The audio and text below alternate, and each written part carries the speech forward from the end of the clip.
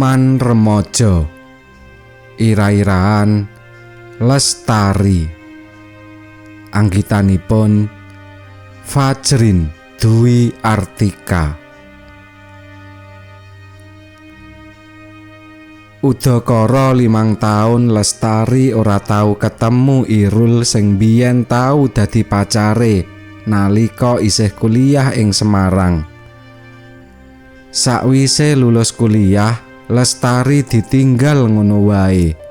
Ora ana angin, ora ana udan, Irul ora gelem bales WA-ne. Nalika Lestari takon Budi, kanca rakete Irul, entuk kabar yen Irul balik maneh karo mantan pacare. Lestari mung bisa nangis. Irul ujug-ujug ngilang ngono wae saka uripe, kaya srengenge sing angslup ngadepake wayah surup. Budi melu ngrasakake sedhiye Lestari kang ditinggal Irul pas sayang-sayange, kaya unine lagu Jawa sing tau dirungokake saka YouTube. Wes Les, ora perlu mbok pikir nemen-nemen. Mbok menawa Irul pancen dudu jodohmu. Panglipure Budi, Lestari mung bisa unjal ambekan landung karo ngelapi eluh sing deleweran ing pipine. Iya Bud, aku arep nyoba nglalekake Irul, senadyan ora gampang kaya malik epek-epek tangan. Iya, dicoba wae. Goleka kesibukan supaya ora kelingan Irul terus. Apa maneh saiki kowe wis duwe ijazah, gek ndang lamara golek gawean. Sapa ngerti yen wis cekel gawe kowe ketemu jodoh sing cocok. Iya Bud, matur nuwun ya, kowe wis menehi semangat aku. Senajan atiku lara banget, nanging bakal tak coba supaya aku bisa nglalekake Irul. Budi pancen wong meneng.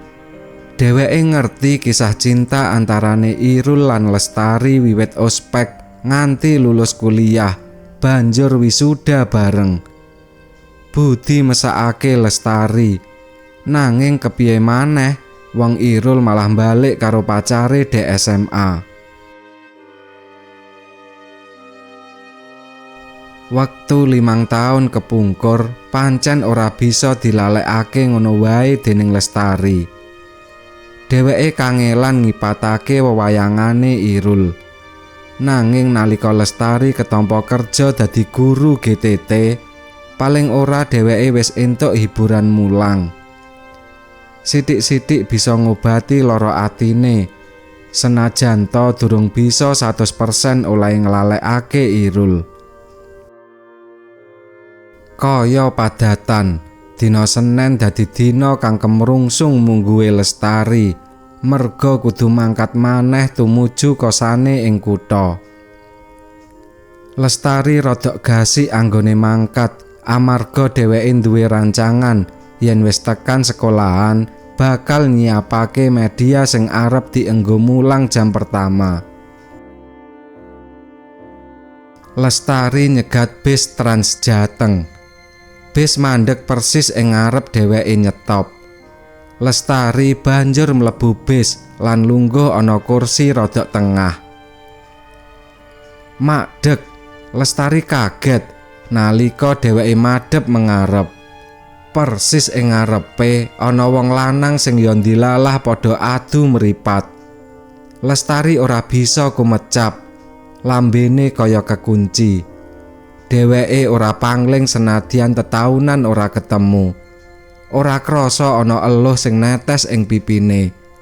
Ora nyono yen dheweke bakal ketemu Irul sing 5 taun kepungkur wis nglarani atine. Lestari banjur mlengos supaya Irul ora ngerti yen dheweke nangis. Cilakane Irul malah pindah lungguh ning sebelahe Lestari. Lestari. Pangundange Irul. Lestari ora wangsulan. Dheweke kepara malah nggeser lungguhe supaya ora pati cedhak karo Irul. Les, apuranen aku ya. Aku pancen salah mbiyen wis ninggalake awakmu. Aku saiki gelo merga mantan pacar sing ngajak balen jebule yo nglarani atiku. Dheweke nampa panglamare wong liya, Les. Ujare Irul lirih. Nanging Lestari tetep meneng karo ngampet wetune tangis. Ora krasa bis Trans Jateng wis tekan halte cedhak sekolahan panggonane Lestari mulang. Lestari langsung ngadeg lan mudhun saka bis. Irul ora kepengin ketinggalan. Dheweke melu mudhun nututi Lestari. Lestari nyepetake jangkae, nanging dumadakan lengene dicekel Irul. Les, tulung apuranen aku. Aku kepengin balik maneh karo awakmu. Aku pengen nebus salahku mbiyen nalika ninggalake sliramu. Ujare Irul sinambi nyekel kenceng tangane Lestari supaya gelem mandeg oleh mlaku. Nanging Lestari tetep ora gelem aweh wangsulan.